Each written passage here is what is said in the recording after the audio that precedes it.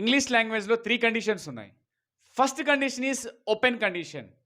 Open condition నేను దేని గురించి మాట్లాడుతుందంటే, ఫ్యూచర్ యొక్క ప్రాబబిలిటీ గురించి మాట్లాడుతుంది. ఒక పని జరిగితే ఇంకొక పని జరుగుతుంది.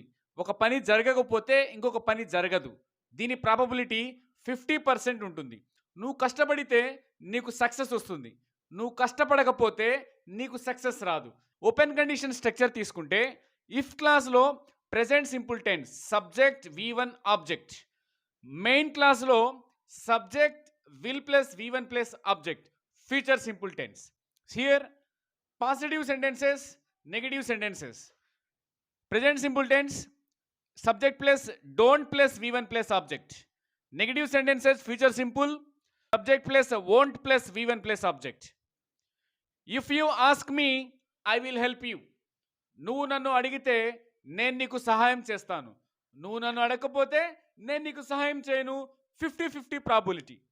If you work hard you will get success. నువ్వు కష్టపడితే నీకు సక్సెస్ వస్తుంది. నువ్వు కష్టపడకపోతే నీకు సక్సెస్ రాదు. If you don't work hard you won't get success. If you get up early you will reach. నువ్వు తొందరగా లేస్తే నువ్వు చేరుకుంటావు. నువ్వు తొందరగా నిద్ర లేకపోతే if you don't get up you won't reach. నువ్వు చేరుకోలేవు. అదేవిధంగా negative structures if you don't ask me I won't help you. నువ్వు నన్ను అడగకపోతే నేను నీకు సహాయం చేయను.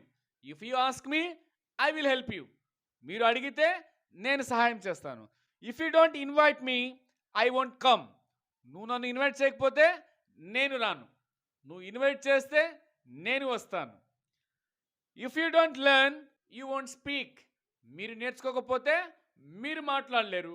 మీరు నేర్చుకుంటే ఇఫ్ యూ లెర్న్ మీరు మాట్లాడతారు. You will speak. నువ్వు వెళ్ళకపోతే వాడు రాడు. నువ్వు తిడితే నేను కొడతాను. వీటిని ఏమంటారో కామెంట్ చేయండి.